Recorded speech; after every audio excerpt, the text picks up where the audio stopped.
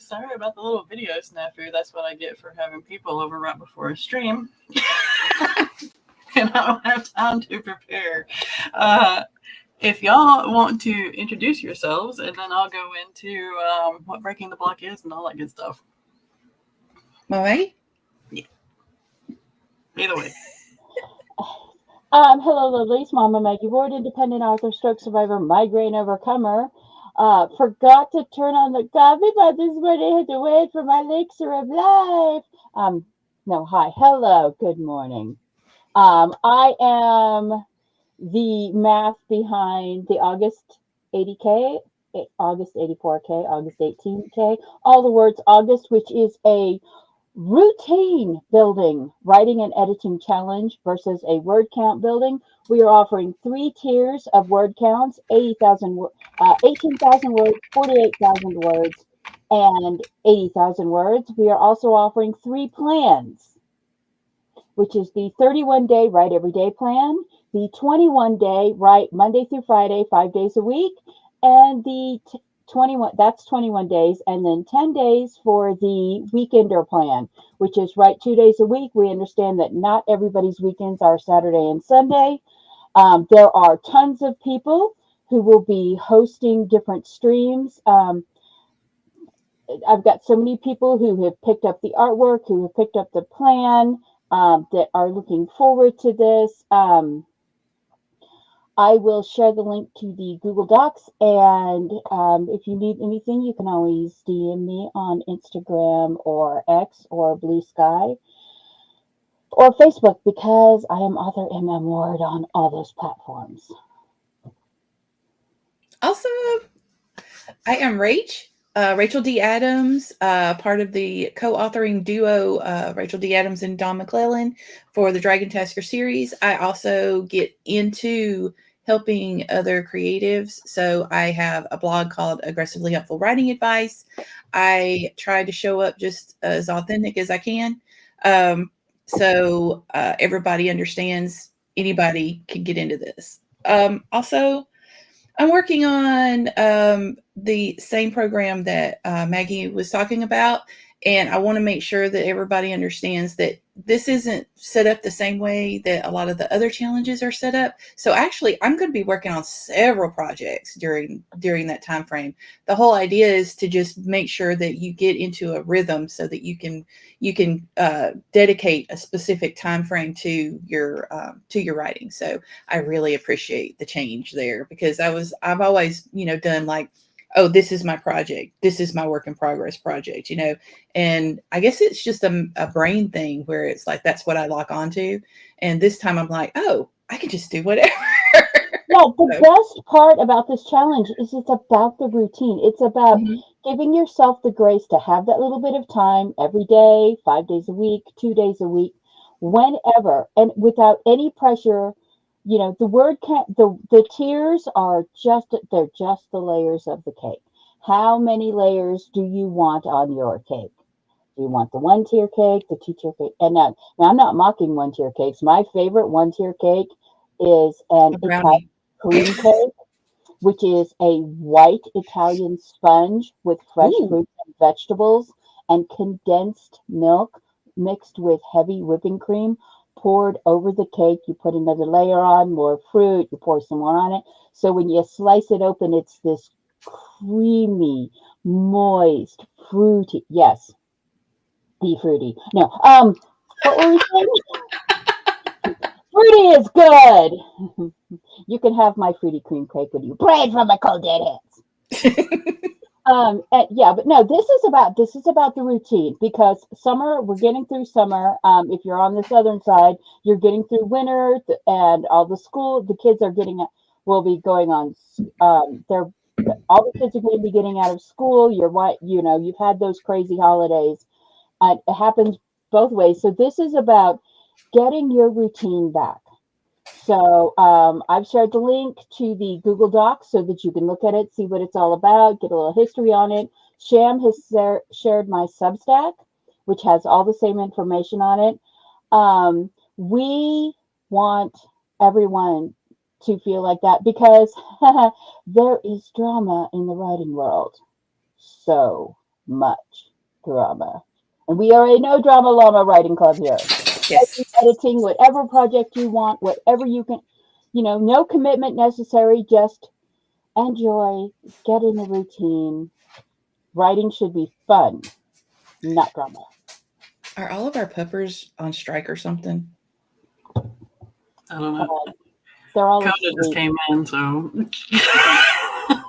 Jojo. All right. So for Well, those Maggie's of you gonna pick up a Shiley kitty. says hello. Shiley oh is here. my gosh. Did you Okay. see my new thumbnail? It's me and Shiley. Mm-hmm. That's awesome. All right. For those of you that do not know, this is Breaking the Block, where writers help writers, authors help authors overcome creative difficulties. And we tend to do all of the spectrum of writerly difficulties or creative difficulties. So if you have any questions or any blocks or anything like that, pop it in the chat, like the little stream thing says to do. And yeah, I am writer Sam Wicker here on all the socials, for those of you who may not know me. And I am also participating in the August challenge, but I'm doing Plan 2 or Tier 2, which if you open up any of the links that are in the chat, you'll see the plans and the tiers and everything. But 48,000 for 5 days a week. It's going to be a lot of editing. Mostly, and writing in scenes that I'm missing for I'm Your Hero, so I can publish it in October, because yeah, plans, all the plans. And we've got a Maggie doing double duty, we've got a Sky, we've got a Rach doing double duty. Let's see, Sky is scheduling all the August streams while waiting for this to start. Nice. Caffeine stream. Yes. Convinced that Sky has 90% caffeine and 10% blood in her veins. I get it. We have a cat paw. Hello. Once a week. Yes, I scheduled every single stream that I'm doing in August. Yesterday or day before yesterday. So, yay. Let's see if we can make all of them. Jenna says that she needs a coffee IV. Yeah. That is awesome. I'm trying to see if we have any hellos. There's a Dawn. And we have the links right here. And I will get down to the question from Laura. All right. So, any tips of how to give beta feedback without being so blunt you're hurtful, disheartening, but you still want to help them improve and write the best story they can? Ooh. I just make sorry. Go ahead. I make sure that I let them know that I appreciate the opportunity to be a beta reader, for one thing. And then I make sure that I let them know, just because it's kind of like an upfront kind of deal. Like, I'm like, look, you can take my advice or you don't have to take my advice. I'm just here as a beta reader letting you know this is what I feel. This is what I see. And, if you, because I'm not going to get butthurt about somebody not taking my advice. It's fine. I am only one person, and you may have like 3 other betas, and they may have a completely different opinion of the same thing. So it's up to you as the author. Also, I kind of try to make sure that if I'm beta reading for somebody, that they have a thick enough skin for me to beta read for them. And I make sure that they understand the difference between being derogatory versus a constructive criticism. So it's almost like I pre-test the person before I go, yeah, I'll beta read, because of that. I get that, because I don't want people to feel like, I'm yucking their yum with the read or whatever. I want them to succeed. So I guess that also would be a good thing to start with, is letting them know, I want you to succeed. So this is my opinion of what I read, and then go forward from there. I beta read for several people, and I follow the principle of what they do on the first page critique panel for the AWC, Health Notes and Love Notes. When I'm going through beta reading, I will comment, maybe change this word, this scene doesn't make sense. I will absolutely put in, I love this scene so much. Oh, this is so sweet. I put in both kinds of comments. And at the end, I always write like a paragraph kind of note with the positive and negative things, the things I would have liked to have seen more of, the things I would have liked to have seen less of. It can be, and I will tell you, I have read some things that it can be very, very hard to find anything positive. And if that is a situation that you're in, Laura, where you are struggling to find anything positive to say, try to do the Southern thing and rephrase the negative thing as a almost positive thing, an almost compliment. Your character is very creative, but she has so many skills, it's overwhelming to keep track of all the things she can do. Yeah, And agreed. so maybe I really enjoy her. She's sassy and snarky, but the fact that she's a wolf, vampire, witch, angel, goddess, unicorn shifter is a little hard. You know how I feel about unicorns. Stop laughing, Sam. So yeah, some your face, your giggles say it all. But it's really hard. Sometimes it's really hard because there's a lot of people, especially indie authors, especially new indie authors, who they want their beta readers to be cheerleaders. They're not looking for a beta reader.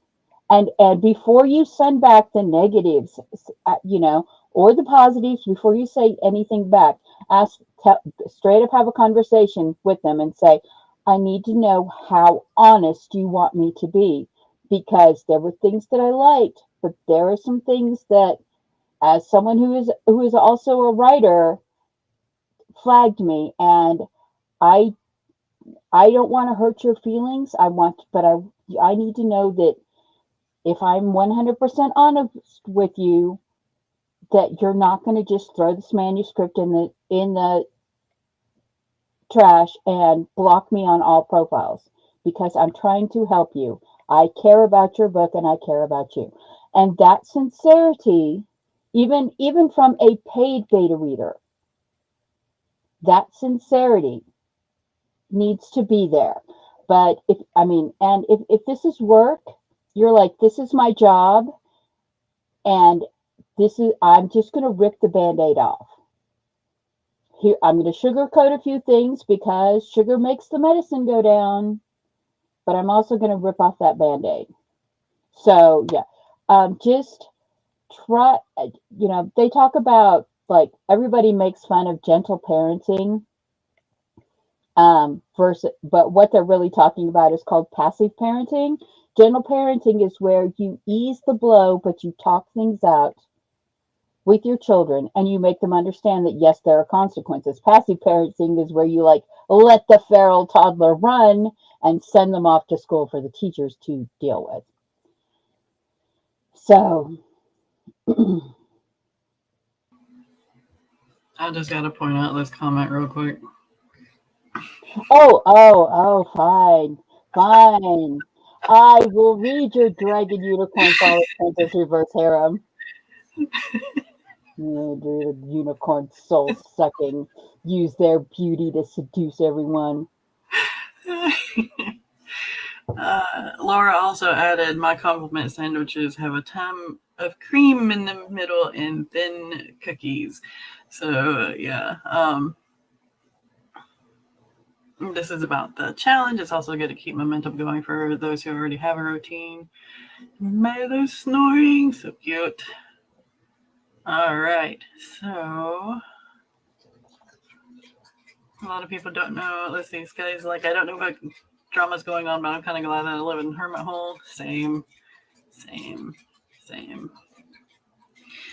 Jenna says, sometimes what people take as harsh was really a service provider being info in, info out in their own brains with no emotion or judgment attached. Yes. Yeah. Unfortunately, we live in a generation right now where everybody's feelings get hurt over everything, no matter what. Everybody is offended, no matter what is said or how it is said, no matter what. And yeah. Yeah. Sorry, I have to straighten out Shiley's bed. Okay, there she goes. I'm wearing shorts and she wants to make biscuits on my bare legs. Ow! No, let's not do that. But she has a bed. She has a little bed in the corner. No, we're not going to do this today. JoJo's pouting. She's like, how dare? Mm-hmm. She has a bed. But the bed isn't where you are. She wants to do this. Mm-hmm. Yeah, you honestly never know if someone will take something wrong, and all you can do is make sure that you know that you're trying to help.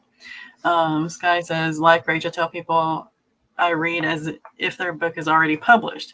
If they can't handle reading nasty reviews on sell info pages, then I tell them they might not be able to handle my critique. That's a good point.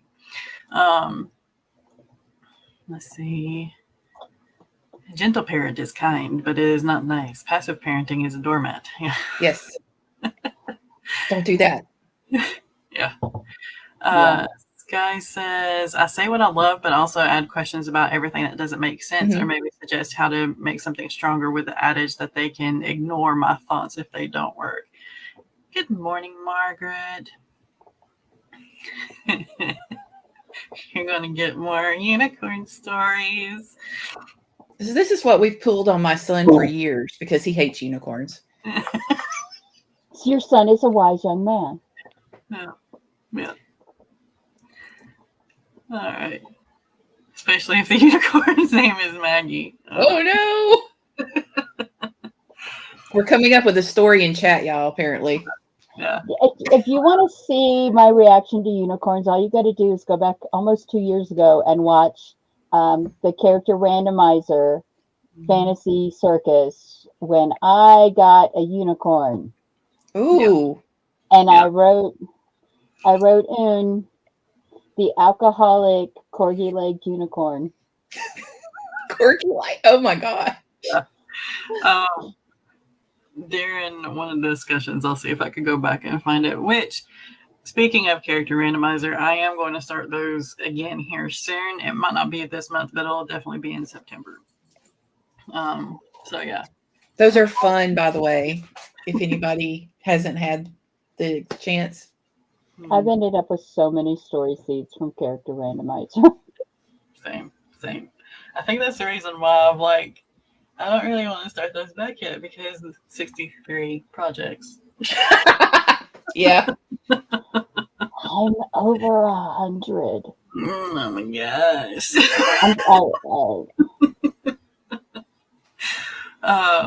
But going back to the whole beta read thing, if y'all remember, I did have a problem with one of my beta readers because she was trying to rewrite my story in her style.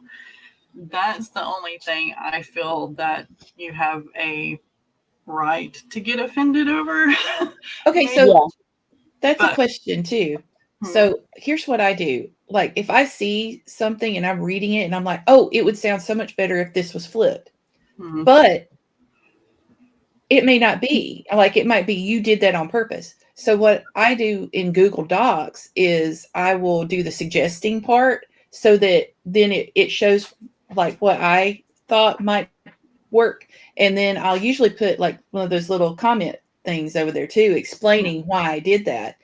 Right. And then it's up to like I said, up to the writer. Like, oh, yes, or ooh, no, Yeah. that's not how that person would say and, that. and sometimes you have to say this event belongs in this other place in the timeline to make more Right. sense in this story. Like I've done that to you, Rachel. There was one thing I don't remember that I was thinking it was in part 2 that I was like, this event, there needs to be an event here that we're not seeing, and this event needs to be in this other place. Because there's places where when you're looking at a story, and as a reader, as a writer, we live in that world. Our brain is in that world. Everything in that world makes sense to us because we are already there.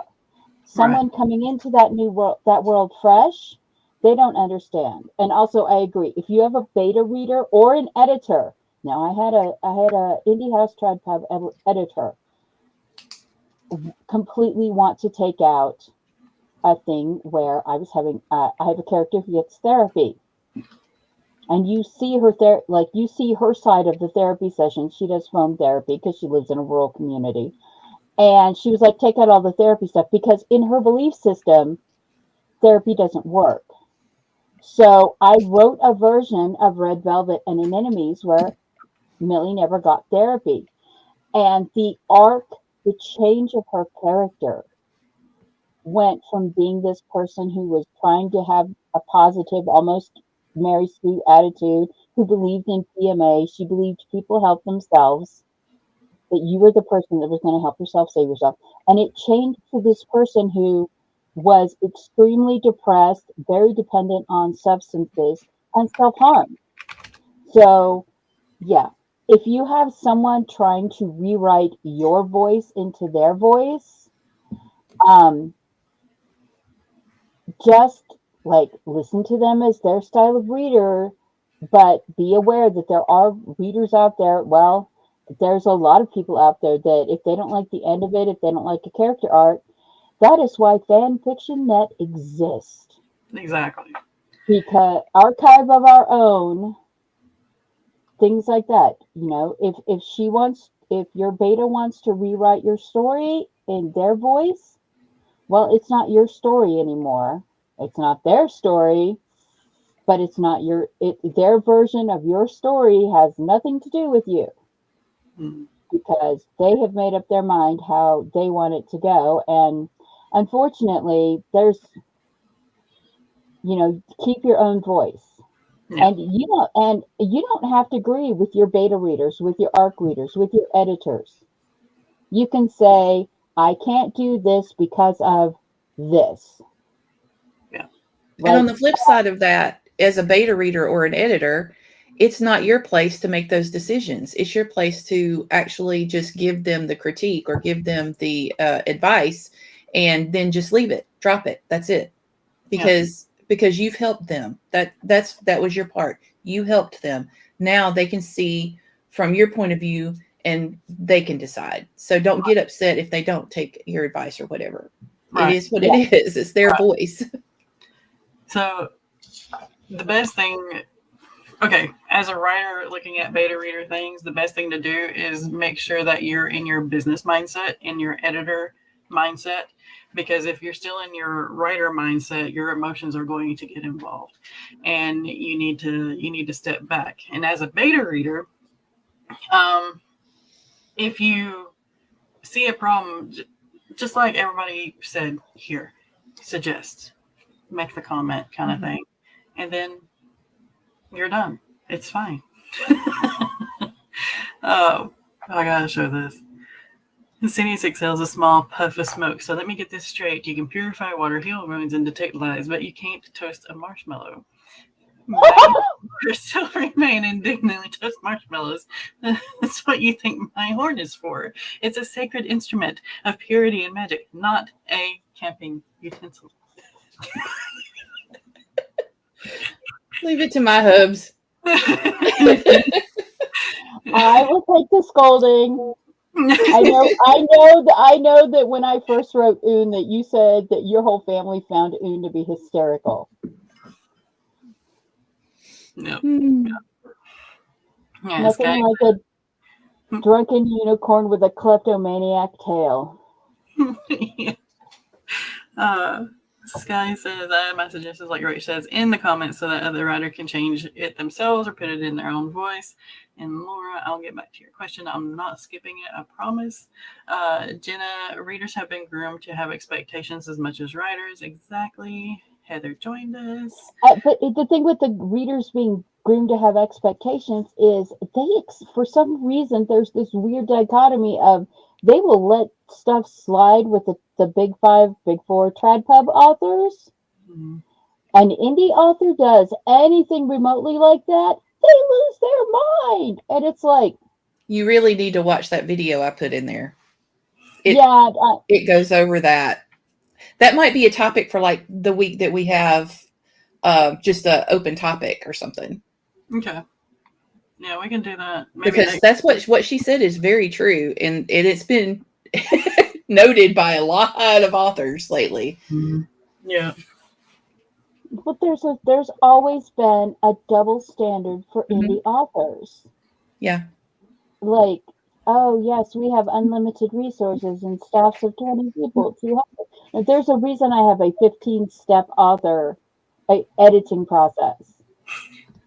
There's a reason that we help each other, because we all know that we are sucked into our world like some kind of isekai, and we can't see the outside anymore. Yeah, Jenna says all editors who suggest character removals for personal reasons shouldn't be editors of genres they cannot properly serve. Yes.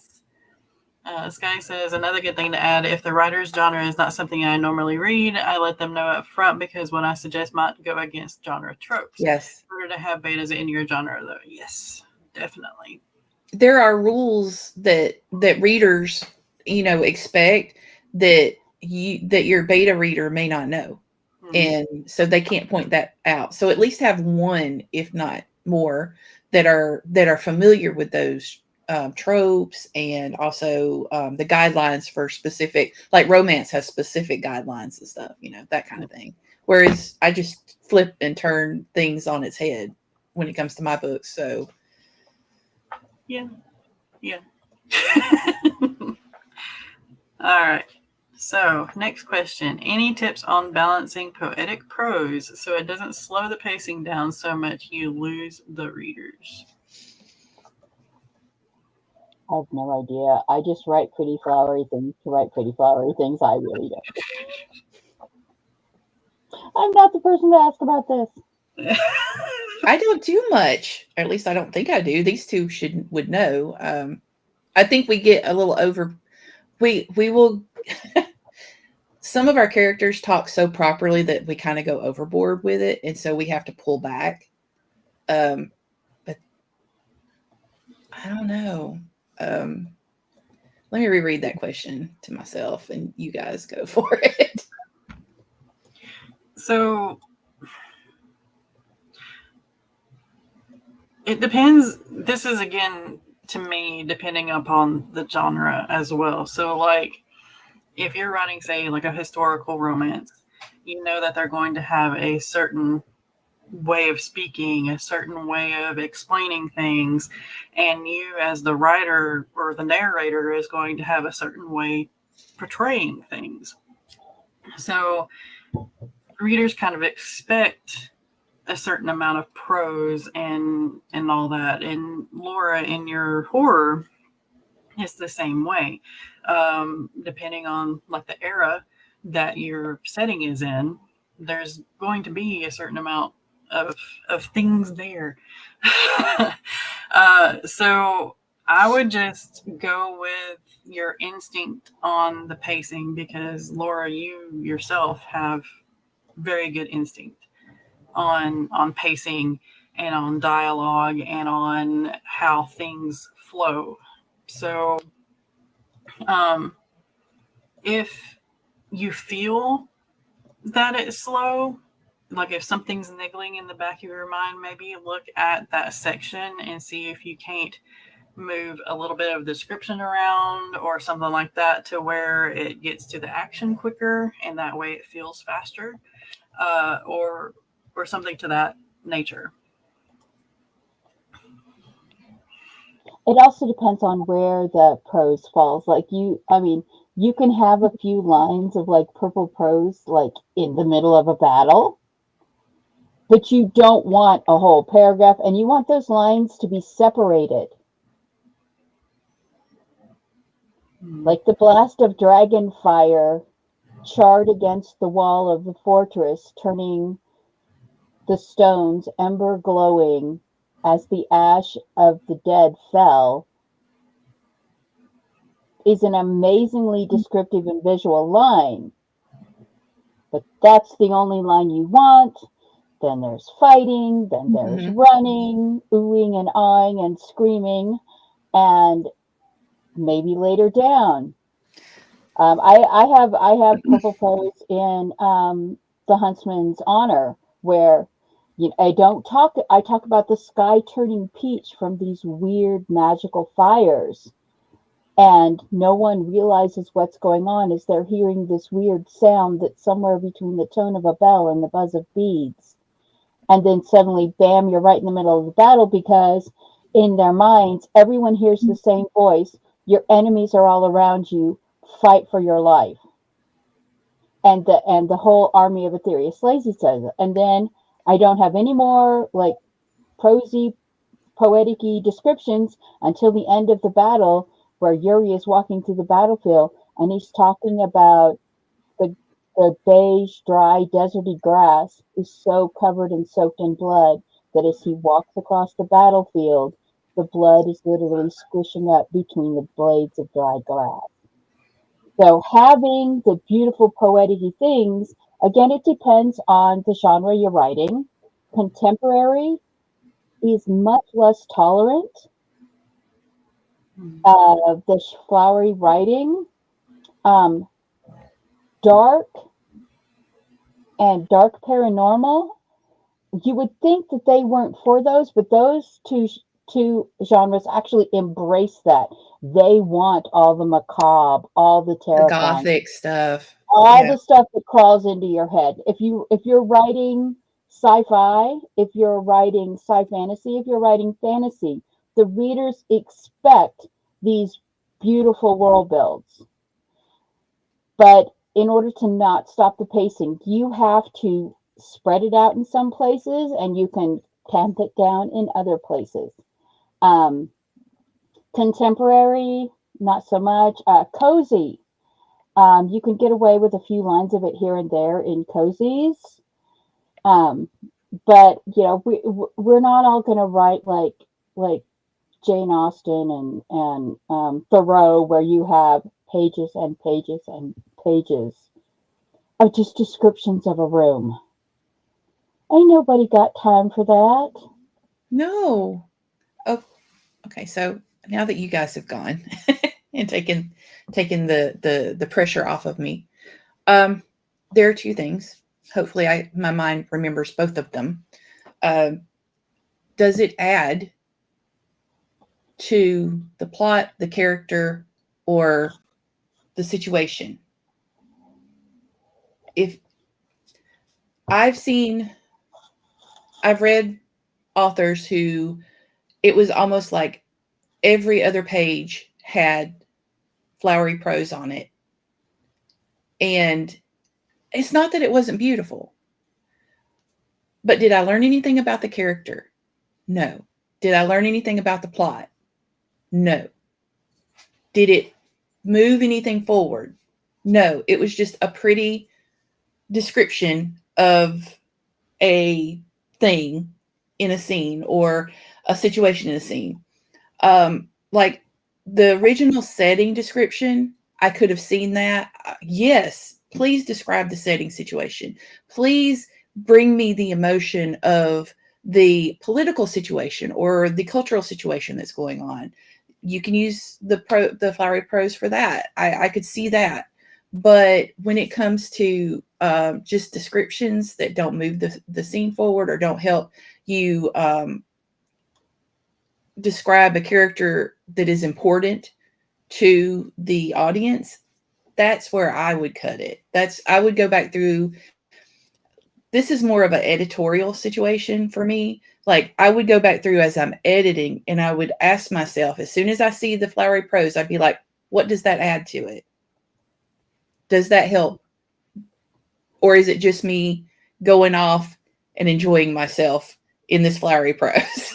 Because I do enjoy it. It's not that I don't enjoy it. It's just that I have I have DNF'd, I think 2 or 3 books that were just, it's like, you are explaining, and one of them like was literally explaining the same thing over and over again using flowery prose. And I was like, you really, the author, to me, I was like, somebody needed to tell them that it seems to me like you really like to hear yourself go off on these tangents. You really like it. Yeah, but it didn't add anything. They're in love with the thing or the place or something without the context of why should we be in love with it. Right. And it again, it's something like Maggie said earlier, you know everything about this world and you are in love with this world and you know all the secrets about this world, but your readers don't. So if you're going off like this with flowery prose about something that to the reader, it's not important yet, then that's where you need to pull that back and save it for when the reader realizes it's important, would be my suggestion.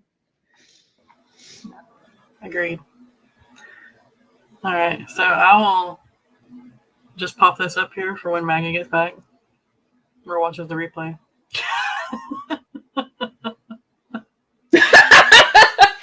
Sorry.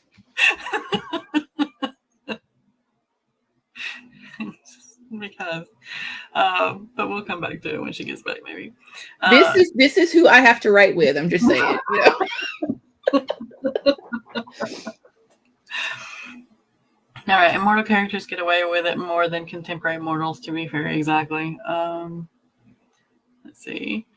I have Mozzie vibe behind my ear in the back of my head. I'm just resting. It feels anti-crawly. Oh gosh. Though I do admit epic fantasy in some subgenres is starting to sound far less epic if you consider that flowery. Yeah. Sci-fi and sci-fantasy too. The readers and writers want all the pretty prose to become more immersed in the story. Well, we are going to have to change our pacing, so I really can't say much. Sky says, I don't have an answer for that question, but a book that has a ton of poetic prose that was beautiful but a slog to get through is These Immortal Truths by Rachel Rita. Or Rita. Not sure how to say that last name. Sorry. I love it, but I DNF'd it because it was just moving so slow in place of beautiful prose. Gothic language, yes. But low lexile score or reading level. Yeah. And Heather says leaving suggestions in the comments versus making actual changes, going back to the beta reader thing. You have to agree on whatever email DM contract know what's going to be happening. Here you go. Here's some beautiful description right here. The obsidian blade sang its sanguine aria through the morning mist, cleaving flesh and bone with the divine precision of destiny itself. Love it. Love it, love it, love it.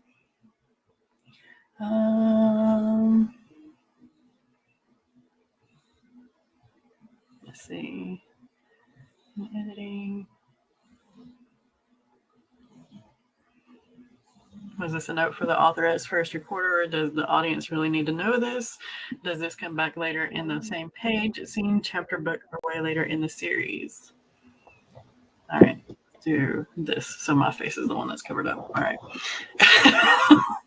Welcome back. Sorry, the power went out and I had to wait for the router to come back.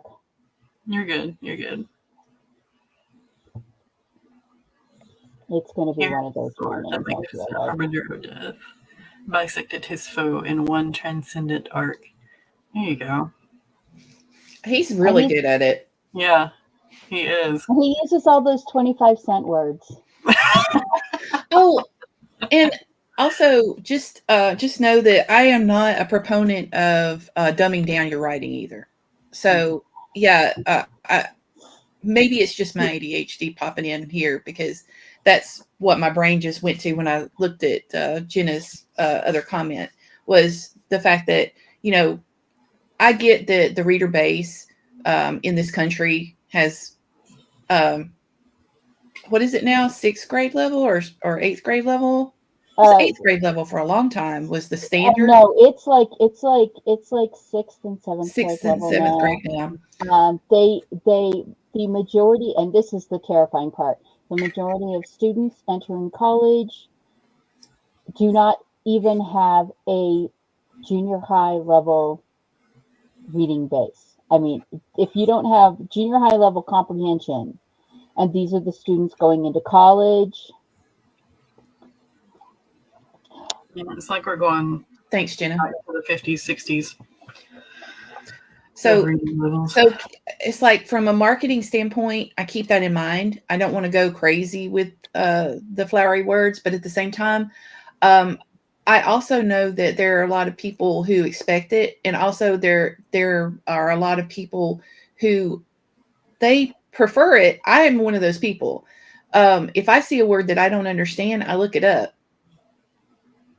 And Google actually allows you to get the pronunciation when you look it up. If you are reading in Kindle, you can highlight a word and it will tell you what that word means if you don't know. Right. So I would say don't necessarily dumb it down, especially if you do like writing that style, but at the same time, know when it's going to make the most impact for your reader. Yeah. Jenna says it was 8th grade. Now it's 5th or 6th, according to the journals I read. Okay, so I wasn't off. I was thinking that that's what I saw, but.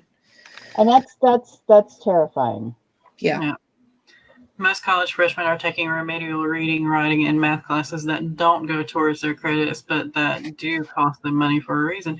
Yeah, I had to take remedial math because I don't test well in math, but I know the math. I just don't test well in it. Yeah. I feel that. when we were very fortunate that at our very rural high school, the English teacher that handled there was 2 of them, and one handled like literature and the other one handled like writing and stuff. And we were very fortunate that both of them were like, you're going to learn college skill writing as a freshman in high school, because by their senior year, most of the students at that school were on a grant and going to the community college for classes. And literally, all of my daughters that were in the AP program that were taking the college classes, they were teaching their entire class, whatever they were doing, how to properly write and cite papers, because no one knew how to do the AP formatting. No one knew how to write a proper paper. Yeah. And it's crazy to me that I mean, I learned that as a freshman in high school. My girls learned that as freshmen in high school, and then here they are college level, and they're surrounded by 40, 60 other students, and they're like, what do you mean cite the paper? What do you mean? They had no idea. And it's like, that was like the big thing when I was in high school. Everybody had to do a paper, and everybody had to do a paper that was cited, had citations and everything. It was the culmination of all your learning in high school to be able to do this. And it wasn't just English papers. You also had to write a science paper for one of your science classes, and history for me. History, science, and English lit. And now it's like, I had someone comment on, I think I was either Wattpad or Inkit. I don't remember. They were reading something, and I was alternating different things for the word said, because I had like 5 people in the scene talking. And so you have to have either action tags or dialogue tags, or it gets muddled who's talking. And the comment was really smarky. Oh, you don't like the word said? Well, it's good to know you own a thesaurus. What? Yeah. Yeah. No, No. And I was just like,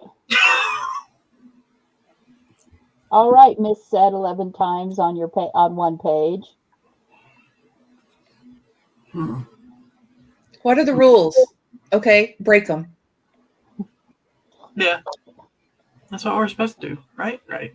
Get it. I mean, like with us, get advice and stuff, but come on, Yeah. there's no set way of doing things. Mm-hmm. Yeah. Yeah. But she's also friends with the one that tagged me and claimed I was using AI to write and I Oh was God. like, these books were written before AI, so yeah. I like my ellipses. You can have them when you pry them from a cold dead hand. I keep them next to my coffee cup. It's here for a reason. Oh my goodness. Oh, all right. Heather says, I remember as a mass community journalism major in college, it was a 6th grade level that news is written in. Yeah. And this. So this is what I had all through high school, all through elementary, middle, and high school. Whatever papers I wrote was in MLA. It was not in APA at all. APA wasn't even mentioned that I remember. Now this is Right. I'm old. So yeah. So it wasn't until college that I got taught APA in Chicago style.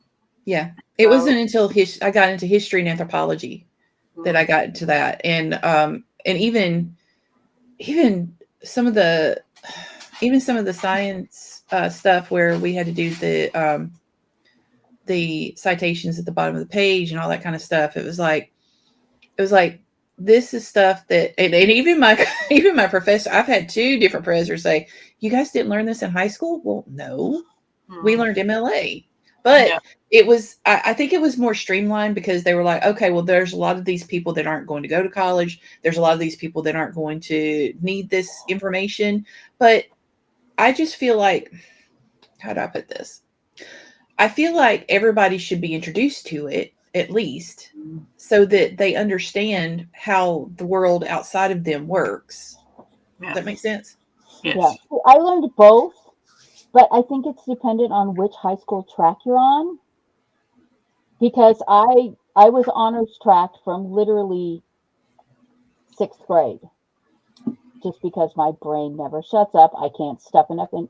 I couldn't, as a child, I could not stuff enough information in my brain. So I think that's part of the problem is right now they are teaching toward what's called perceived potential. And it used to be that perceived potential was focused on the top 10, 20% in the school. And now the perceived potential is focused on the bottom 10, 20% of the school. But unfortunately, because they are now teaching for the bottom 10, 20% for perceived potential, that carries into the other 80% of their classes.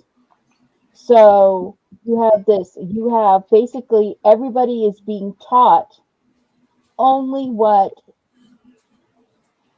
the bottom of the class can understand.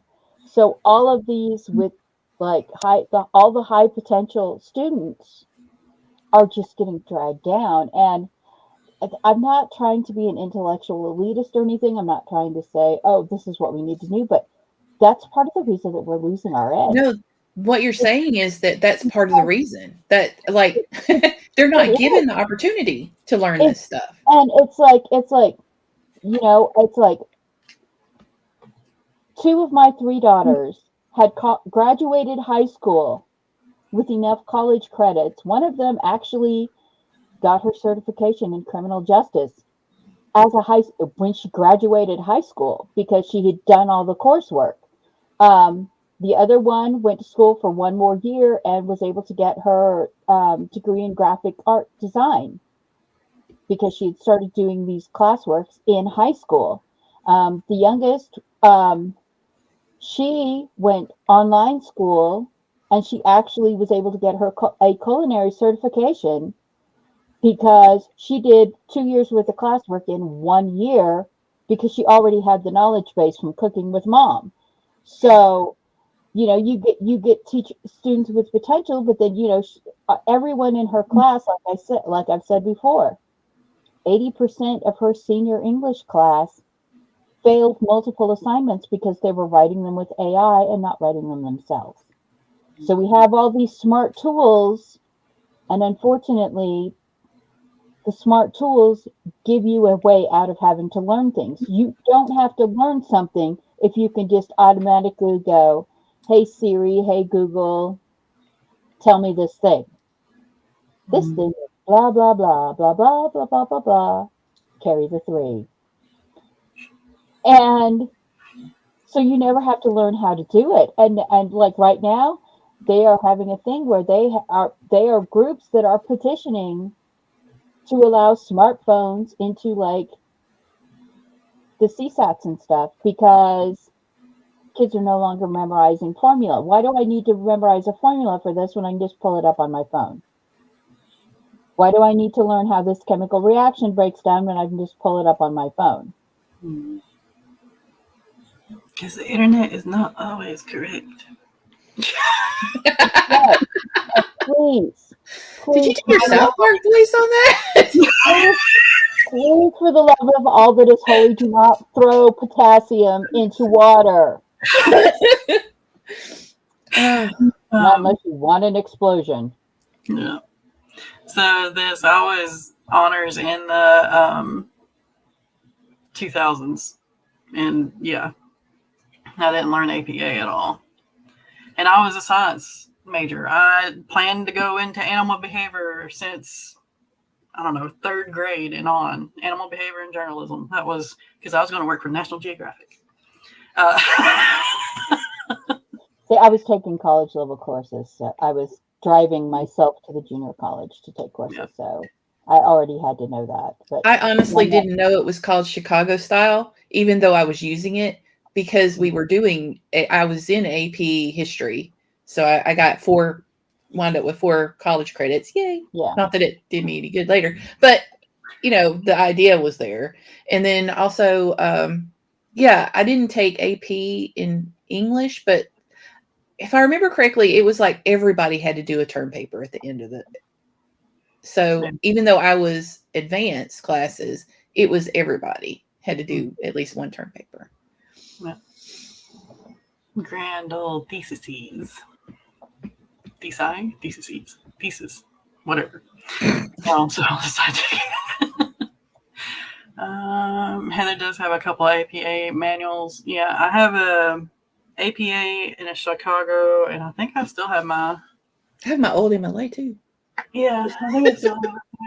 Oh, it's all online now, but those were part of the books that I lost to the black mold when we lived in Texas. But yeah, I would like to replace them, but yeah.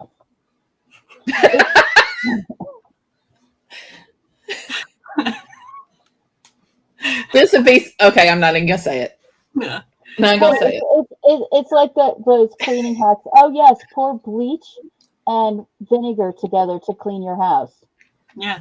Don't do that. Window closed.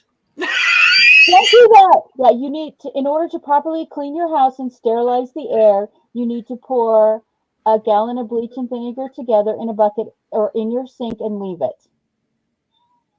No. This is how you die of chlorine gas poisoning. Sky's like, I'm going to test it. No,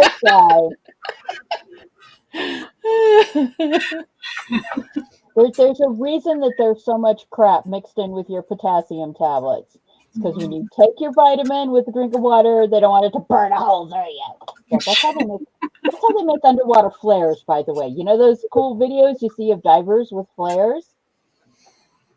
Those are either magnesium or potassium flares, sometimes a combination of both, depends on the color. So yeah, please don't. Yeah. Please don't.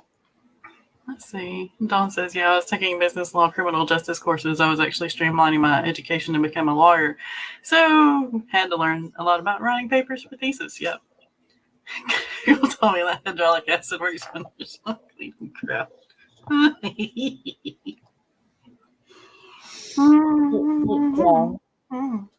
There's a reason that Walmart had to stop selling pool chemicals. Like, they used to sell, like, a gallon of muriatic acid. You could buy it at Walmart in the summer to clean your pool with. And they had to stop selling it because people were doing stupid things. Play stupid games, win stupid prizes. Leroy Jenkins. Good old Leroy. Yeah. So yeah. All right. Why are my redneck students having access to pool chemicals? See, Leroy Jenkins. hold my beer. Because I'm telling you right now, if they're redneck, they're going to be having some beer, even though. Do you guys remember that thing going around where they were like, if your battery keeps dying, pry the battery open and put an aspirin in it? No, I've not heard of that. Holy cow.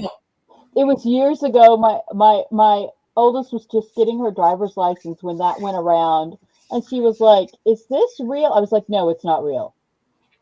Do not." And clean your battery terminals. You know, they used to clean the battery terminals with Coca-Cola because of the carbolic acid content. Don't do that now, please. Because now Coke is made with corn syrup, and yeah, it's yeah. It doesn't work the same. Yeah. But also, please do not pour vinegar onto your battery in your car. Please leave chemicals out of it. How about that? Just play with your chemicals. Yeah. There's a reason that they've had to put chainsaw warnings on chainsaws that say do not stop chains with your hands. I think my daddy just rolled over in his grave. I don't think any of his. No. I think I think the scariest thing was there are Darwin Awards for a reason. is one of the kids my girls went to school with. He was using a skill saw with a round blade, and it didn't have a guard on it, and he let go of it, and he wanted to set it down. Well, you can't set it down till the blade stops turning, so he just pressed it against his jeans. He went to the hospital. He got 82 stitches. Yeah. First of all, they don't make jeans like they used to, because sometimes back in the day, the jeans would actually be chewed up in the saw and actually stop the chain. But yeah, no, just don't. Sky says, I work at a hospital, and it's ridiculous the number of times we've had to evacuate the building because nursing staff keeps going into our cleaning closet. Accidentally created mustard gas with our chemicals. Yes, yeah, I can see this. Oh my gosh. Don says it's bad when you have to get someone to open a cabinet to get makeup and nail glue because of stupid things done with them. But hey, the spray isn't locked up anymore. Paint huffing is a go again. Yeah, that.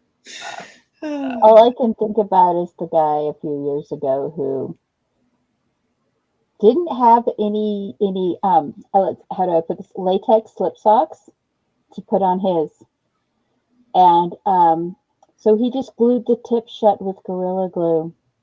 No. Yeah, he died.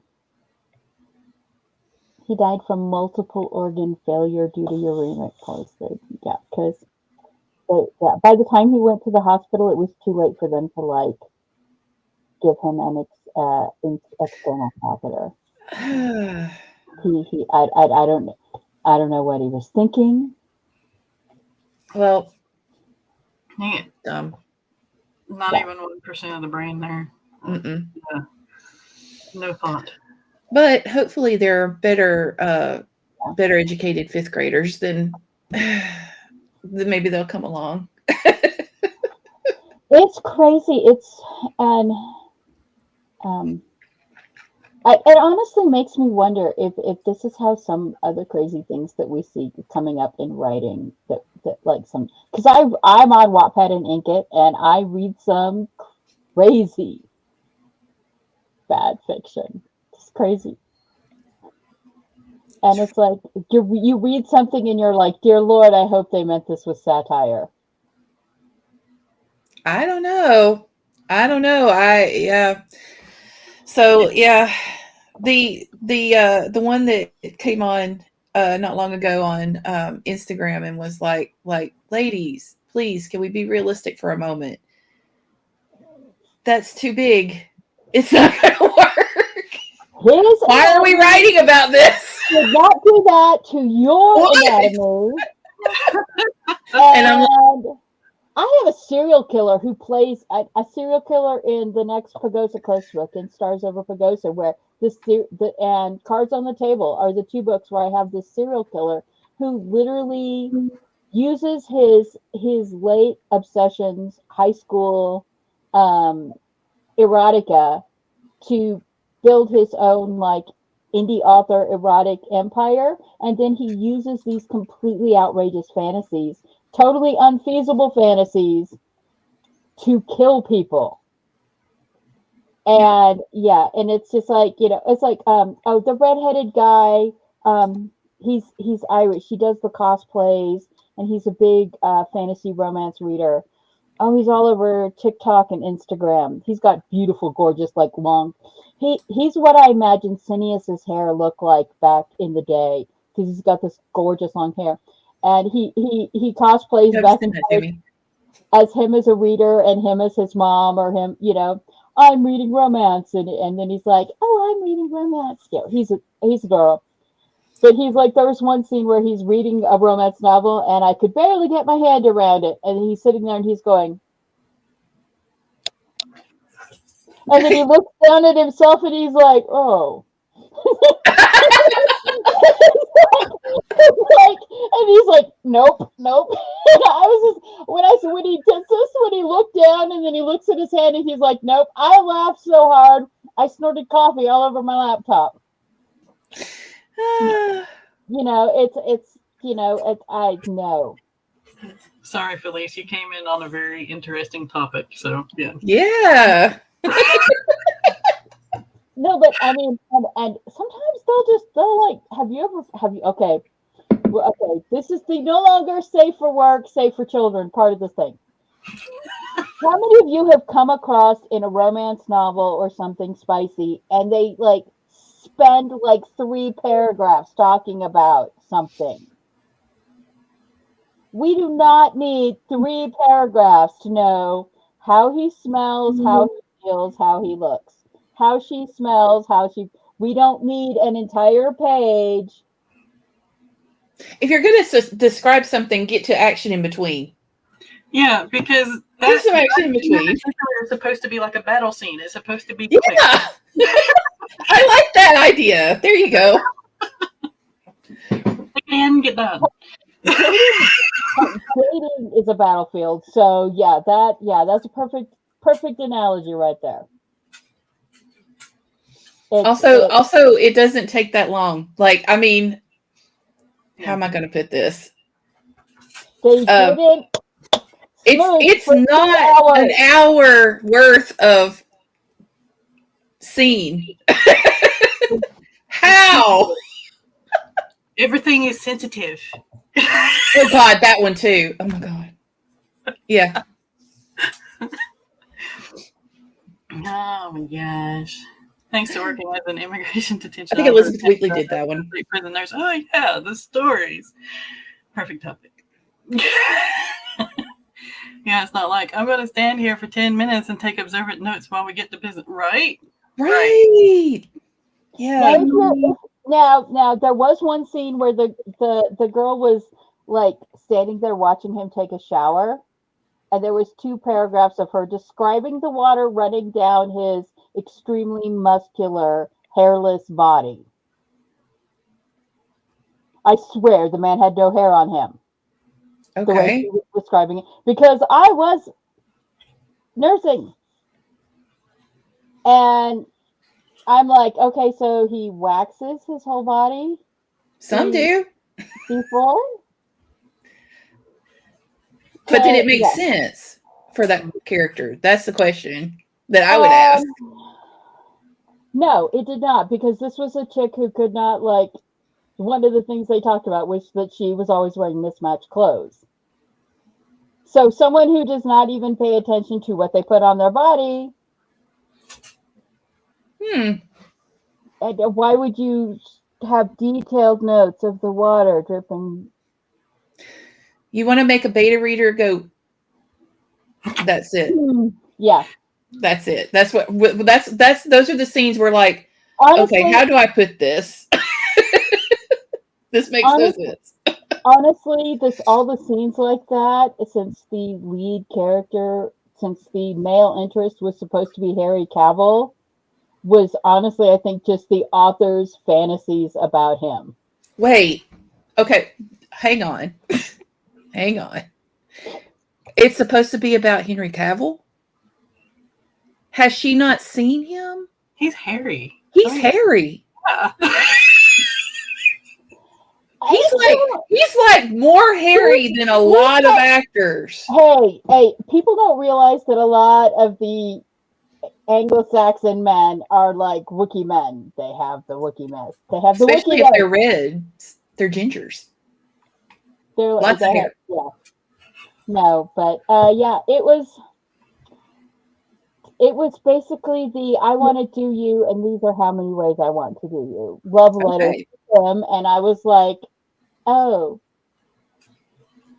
this poor guy. So I guess our advice is, please make it realistic enough.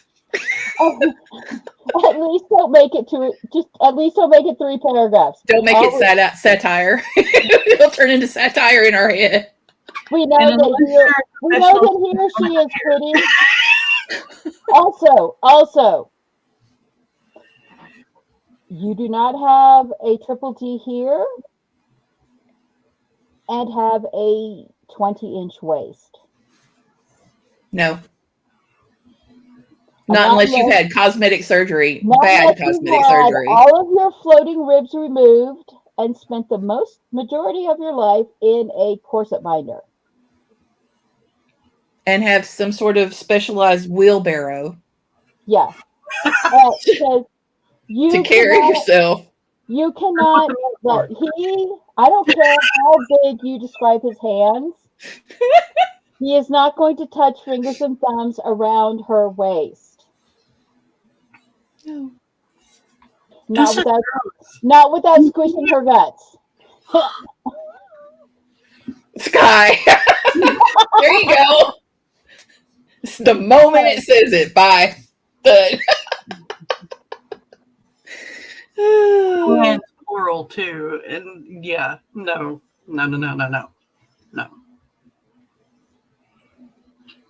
See, Meat Sword, this is the reason why those scenes should be like action. No, it's the meat spear, which he impaled me with his meat spear.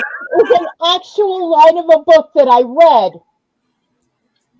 An actual line of a book.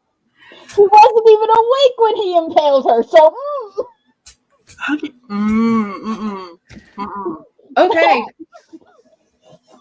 So please.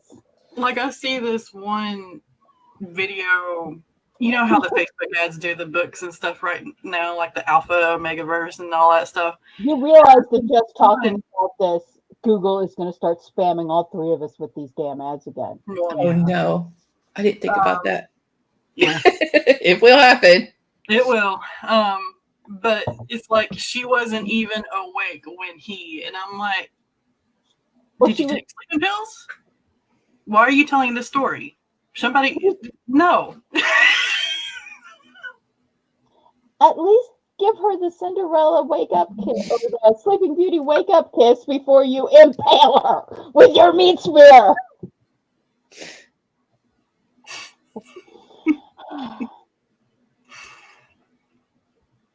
The manly meat spear. Yes.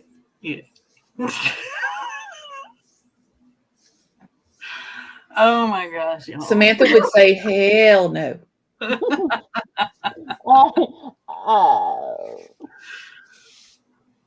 I think I need to put some of this in like the next 3 books of my Husband Wants series because all of it's satire-ish. Yes. You can get away with that in that. That would be fantastic. I can't even write it. At least mention it, you know, like an Easter egg. I have a hysterical scene in The Dauntless Deception where Daisy and Darcy are talking. And Darcy is saying that if anything ever happens to Daisy, that she's going to marry Caliph because Caliph is a gourmet cook and like a 5-star Michelin cook. And they're like, yeah. And so she tells Daisy, she's like, would it be an up? She goes, it would be an upgrade, but would it be an upgrade? And Daisy's sitting here drinking her coffee, and she goes, she looks at Yuri, and then she looks at Darcy, and she's like, you've already got the upgrade you like. And Yuri's like, what are you talking about? And she goes, it's just biometrics. I'm the one who input the biometrics to make the armor for everyone. I know the biometrics of literally every warrior on Etheria. And he's like, I don't want to talk about this. I'm not comfortable talking about this. The wiener of doom.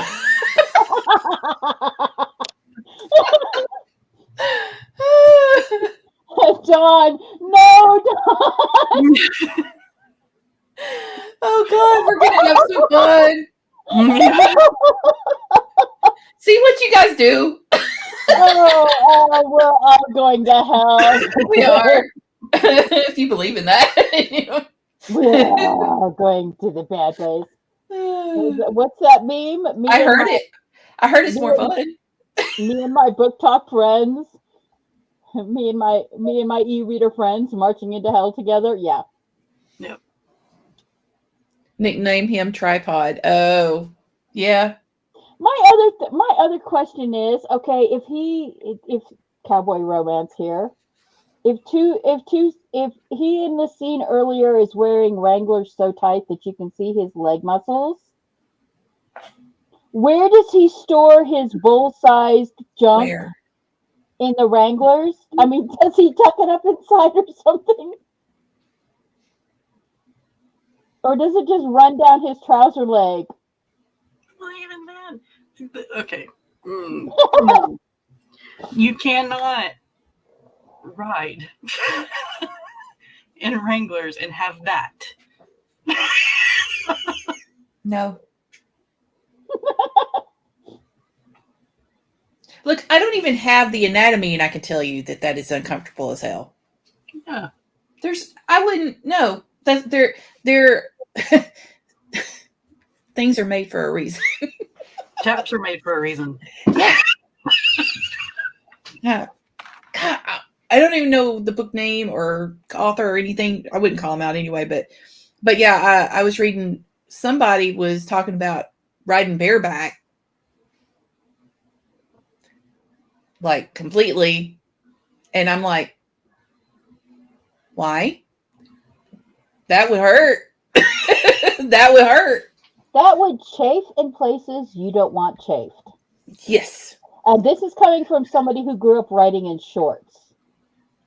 Mm-hmm. The little nightstick of surprise. We're getting crazy here. Oh. Maybe he has it. Oh, well. No. No. But still. Okay. At least makes things make sense. Yeah. I do have Prince Taran from the Minotaur Kingdom. Has to he can't go kilt wise. He can't go commando because of the way they dress in that kingdom, and he has to wear undergarments to tuck in his bullness. And they tease him about this because his sister and her girlfriend they not enjoy nothing more than making him go, just leave me alone. But yeah, no one wants to see Captain Winky or the trouser worm or the slack snake. Yeah, the writer is obviously not a horse person, or they just don't care. They made it up. Magic. Yes, I know this is just my bias, but the fact that people don't know the difference between Herefords and heifers. Mm-hmm. Is that a farm thing? Like we grew up in the country, so we know that? I think it is. I think it is. I think it's because we're all farm people. We're like, yeah. So it's just like it's like we know that, but other people and I guess that's but do your research. Yeah. Mm-hmm. I mean, it's easy to look up. I mean, totally easy. And the internet is usually right about that. Unless you don't have I beta read a book and was talking to the writer who was from a city in Maryland not Maryland, Massachusetts. She grew up in the city. She did not, and she was writing a Western romance. And I was like, Holsteins and Herefords are not the same thing. Bulls and Brahmas are not the same thing. You mean heifer here. And it was a lot of stuff that she could have looked up herself. It was, you know, I think that might have been the problem, though. I think she might have been Googling stuff and not getting actual information. Dawn, why? Why did you bring that up? That hurt. Yeah. So, yeah, just rationally. That talking about. Yeah, how many of us did that? And why? I never understood why women's bikes were made. I don't know. It's just, I don't know. Perfect placement, man. Yeah. But this is part of the overriding thing that we were talking about. Too much stuff slows down the pace of the story. Yeah. And completely unrealistic things that everybody knows is false will also pull out readers from a story. Phrasing. And you know what they're pulling out. Okay. So, one slows it down and the other one completely takes you out of the story because your brain is like, wait, what? Mm-hmm. That can't be. So. Yeah. I can't. Yeah. My characters in Stars Over Pagosa talk about this a lot because they're reading these books and they're like, why would any woman want this done to them? And the one who is a medical researcher is like, they wouldn't. It would hurt them. It would harm them. And that's one of the feedbacks that I got, gosh, when we were first starting to write, like we were still online when I got this feedback, was as much as you want to overlook basic stuff, maybe it's better to actually mention it when it comes to sexual scenes, for instance. Lubrication, cleanliness, things like that. It's like, because there are a lot of people who are reading your stuff and they're like, see, that wouldn't happen in real life because, this would be uncomfortable if we did it this way, or this would be, same way with like positioning, how'd that happen? That kind of thing will pop your reader out of the moment just as much as, people are like, oh, but if you describe what they're doing to clean up, lubricate, etc., and so forth, then you're going to break them out of the moment. Are you though? I will be honest. I am broken out of the moment by these things, like what Maggie is describing and what I just said. My brain goes, wait, they just went right for it? Like, that's going to hurt, or that's going to not be cool, or, something goes off in my brain. So you got to weigh that too. I think there's a balance there that you need to make sure of. And the nice thing about your books is that you've got magic to take care of those things. I wanted it easy.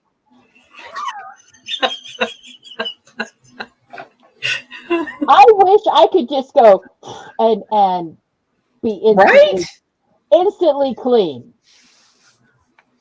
It's not always that way though. There's also like if you're leading up to a really cool scene like that, I mean, a shower scene is awesome too. You know, a bath scene is awesome too.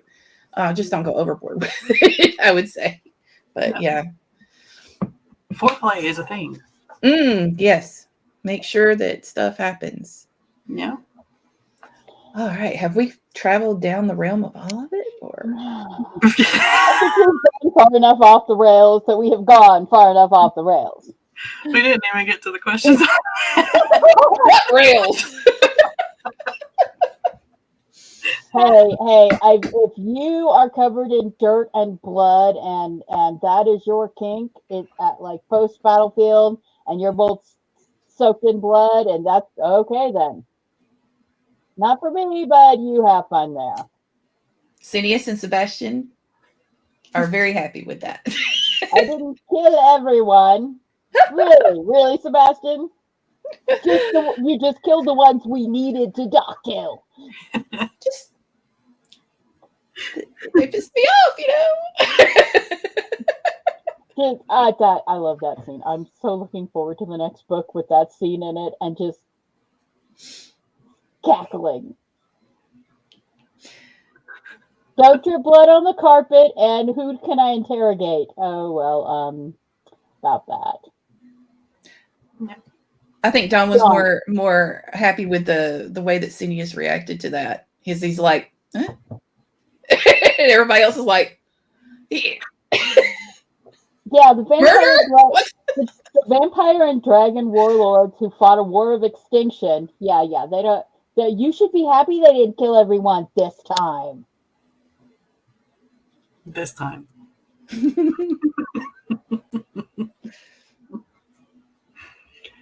I still want the don't drip blood on the rugs. Sam's reaction was perfect. I do want that from Eva because she's such a mom. I do want her to go, don't drip blood on those carpets. Please go outside with that. Go outside and hose yourself off. I'm telling you the same thing I tell my children. Go outside, hose yourself off. There's a reason why some rooms have mud rooms. I imagine that their house, no matter where they live, has a mud room, considering they are parents of all boys and they are liking themselves. And the estate has been there for so long, literally, that they had to have mud rooms because they used to have stables. Yeah. So,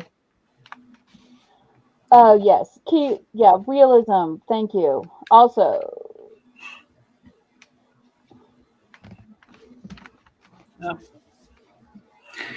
So we have questions for next time. Yeah, we do. And I'll write up the topics off of that video. Okay. Because it brought up other topics too that I was thinking about. Okay. Maggie, are you hosting next Sunday, the 3rd? I can. Okay. Did I not put that in our chat? I probably didn't put that in our chat. Y'all, my brain. But yeah. We will be back on someone's channel on the 3rd. I'll set that up. Okay. Yeah. I also have 7 a.m. and 7 p.m. streams for the All the Words August set up on my channel. Sam has sprint set up. I think Rachel's setting up some sprints. Jody Lee is setting up sprints. SD Houston Shannon has an 11-hour stream on the first day that starts at 10 a.m. my time. It starts at noon Eastern. I think they're doing 10 hours because she's doing the weekender. She's doing trying to do the 2-day-a-week thing. So if you're doing 2 days a week, depending on the level you're doing, that's 10 days for the month. So you're either writing 1.8, editing 1.8 thousand words a day, writing or editing 4.8 thousand words a day, or writing or editing 8K per day. So that's the weekender levels.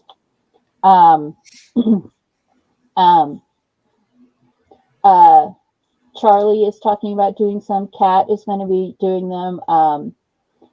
Jules the Dawdling Writer might be just adding the tag to her existing streams. That's one thing we're encouraging is just add the tag to your existing streams. Like if you have a routine of streaming, just add the tag to your streams because that's what this challenge is about. It's not about the word count. It's not about the project count. It's about developing a routine to carry us through and writing because 2025. Sky's got hers set up. I haven't gotten to it yet. Also, let's see. I'm trying at 12:30 on Sundays, basically after we do Breaking the Block, even if I have to leave a little early to do sprints on Sundays, because there was a little gap there. And I was like, let me cover the gap since I'm usually working on Sundays anyway. And then I'm just doing my regulars at 4 on Thursday too. Okay. Here's a link to the Author 2 writing playlist that already has Kat and you and Rachel here are doing a really good job of setting up things to go with this. Oh, and if you guys see any problems with that, just let either of us know. Kat is usually easily reachable on Ko-fi, and I'm usually on Instagram. At least I might not get back to you immediately, but I will get the message, and then I can get back in touch with you. I think that Jared Kaufman from Right Now is going to be adding all the words August to his tag too. Cool. And if you're going to do Kate's 100,000 words September, this would be a good way to get yourself geared up into that because the main reason that people failed the challenge formerly known as NaNoWriMo and things like that is because they had no writing practice, they had no writing routine before they went into things like this. And that's what we're pushing for, is we're pushing for you to have a regular routine, whether it's all 31 days, 2 days a week, 5 days a week. We've got all kinds of writing for all different kinds of writers. Yep.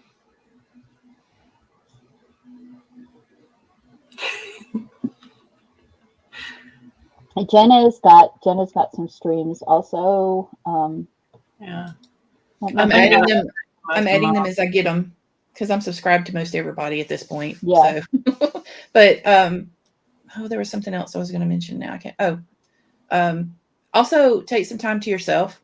It's like this time of year. It's like challenge after challenge after challenge, event after event after event. But be sure to take some time for yourself, okay, guys? Yeah. Because it's like self-care.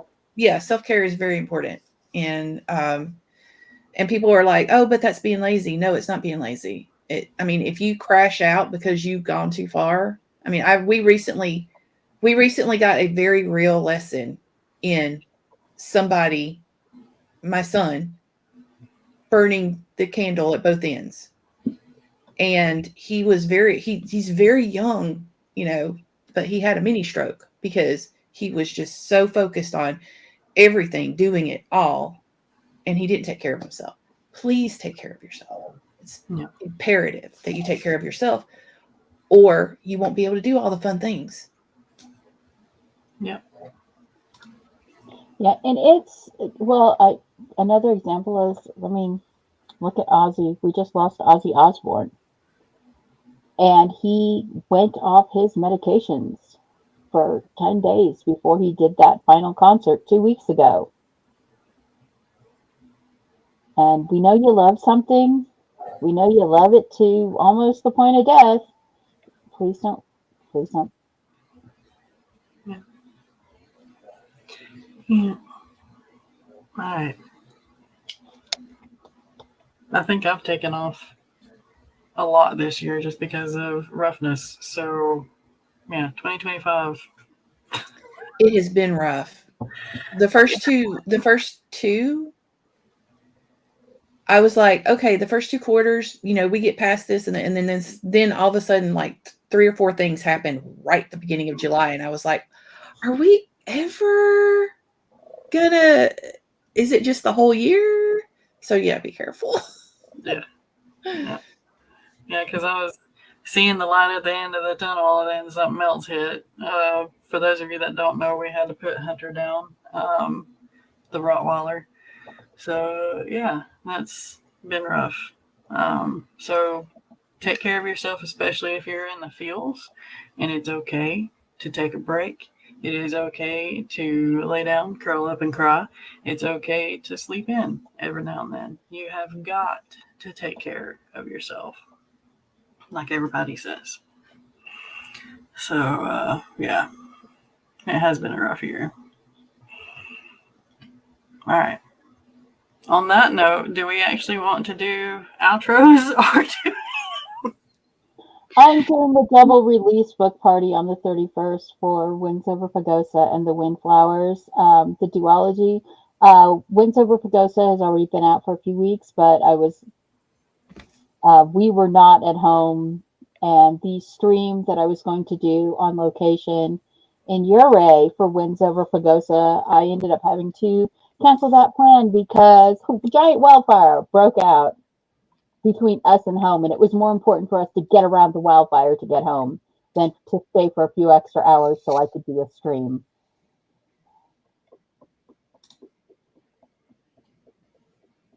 So yeah, on the 31st, see you there, book launch, yay.